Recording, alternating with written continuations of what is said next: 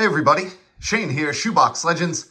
Thanks for joining me for the latest video in my 50 for 2023 project.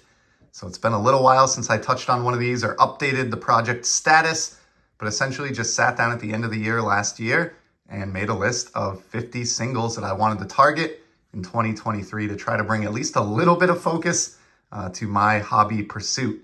And when we left off last, I had gotten through 25 cards on the checklist.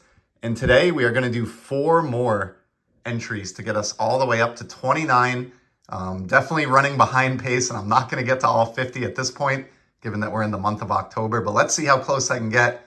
And we're going to do 1 baseball card today and some hockey as well. So we'll start with the baseball, and it's a card that I showed only recently in a video response that I did, but it was on the list, so I wanted to show it here as well. And it's the reason we have that Hank Aaron up in the background. It's the 66 Topps Joe Morgan All-Star Rookie. Arguably, and in some people's opinion, the best second baseman ever to play the game. The fact that he's even in the conversation is really awesome. Was a broadcaster for many years who I actually enjoyed. I know, like most broadcasters, he's got his fans and his detractors, but I was a fan. I always enjoyed Joe Morgan and have a lot of memories growing up of him doing Sunday night baseball coverage as I caught the game to kind of end or wind down my weekend. And as a player, just an amazing, amazing player. Tons of success over his career, both at the individual level and the team level. And this is a gorgeous second-year card.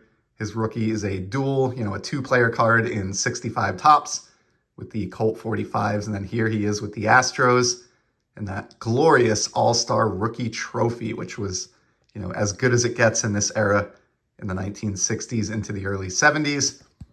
Nice clean back as well. This is a 4.5 from PSA, but it's well centered and it looks gorgeous. And it's the only copy of this card that I will ever need. Not typically a big fan of 66 Topps, believe it or not. So this is the only card from that set that made my list, my top 50 list, but absolutely gorgeous card. And whether you like the set or not, you have to admit that is just an aesthetically pleasing baseball card right there. So card number 26 in the project, the 1966 Topps Joe Morgan All-Star Rookie. Card 27 is one that I've actually shown before. So I did a video on this guy and this particular card, and I didn't realize at the time when I picked it up, or I'd forgotten that I actually had it on my 50 for 2023 list as well. It's the 2022 Upper Deck Connor McDavid, and it's the exclusives parallel numbered to 100. So these days, sadly, with exclusives from Upper Deck, we don't get any rainbow foil. We just get some gold foil work on the Upper Deck logo and a little bit down here on the nameplate. And then, of course, the serial numbering is out of 100. This parallel goes all the way back to the 90s. And the reason that I showed this card off previously, I have currently a run going of all of the Connor McDavid exclusives parallels numbered to 100 from his second year right up to and including this one, which is the most recent. So I will certainly be on the lookout for his 2023-24 exclusives card. Series 1 of that set is hitting the market, or maybe already even has by the time this video airs. So I'll be on the lookout to continue my run. But for this year, I knew I wanted this one to keep the run going, and for that reason was included in my list of 50. Card number 28, another hockey card here, and another guy who all eyes in the hockey world are on this season, the grade 8 Alex Ovechkin, who you see up in the background here.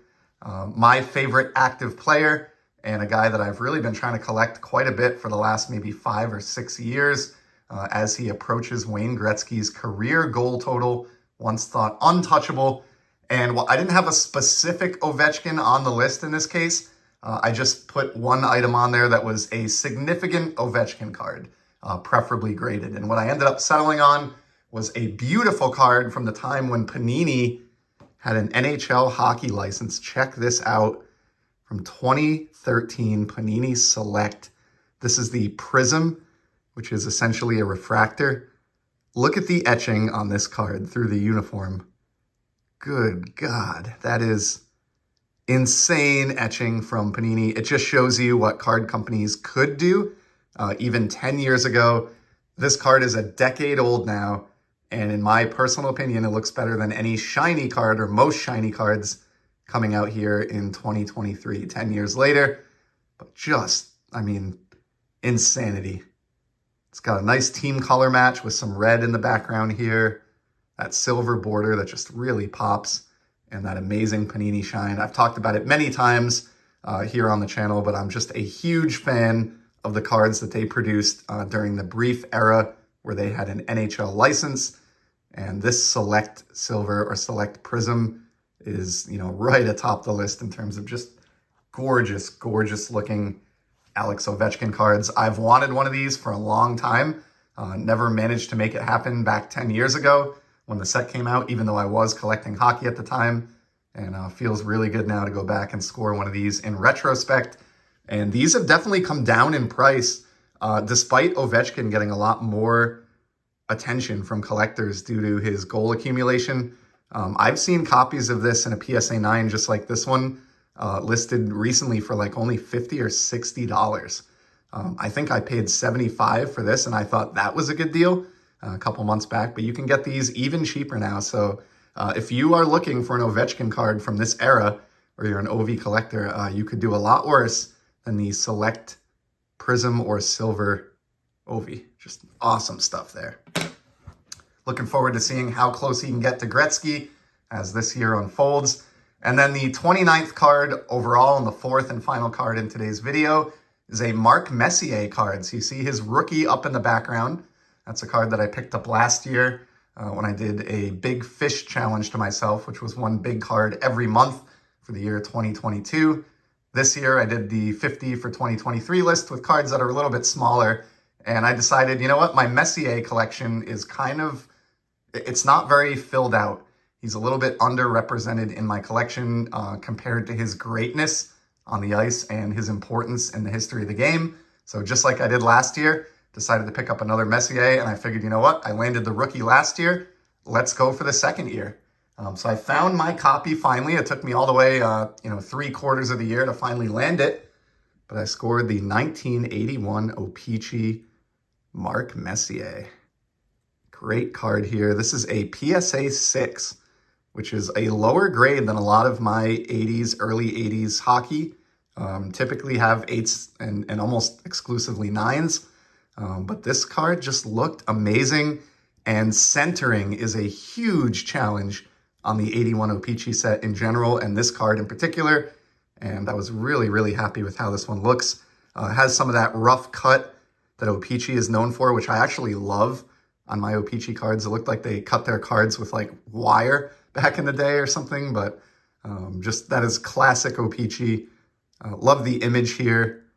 Just a nice candid shot of Mark. And yeah, one of the best in the game. Not too much more I can say about him. I've talked about him only recently even here on the channel. I know I showed a Messier card from the 90s, but one of the greatest or maybe the greatest leaders in the history of the sport. Just experienced tons of success everywhere he went. Captained multiple franchises to a Stanley Cup championship. He won with Gretzky. He won without Gretzky. He won in Canada.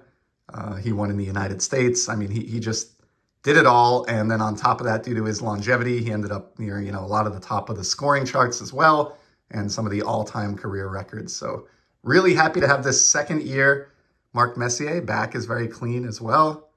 You can see his stats in the WHA, which I'm talking about all the time, I feel like, the World Hockey Association, where both Messier and Gretzky began their careers. And then his NHL stats for the first 2 years. Great stuff there. And, unlike Gretzky, took him a little bit to kind of blossom into the level of success that he would experience later. But right from the start, you could see the improvement from, 33 points his rookie year to 63 points in his second season. So great Messier card there. And that's going to be the final card for today's 50 for 2023 video.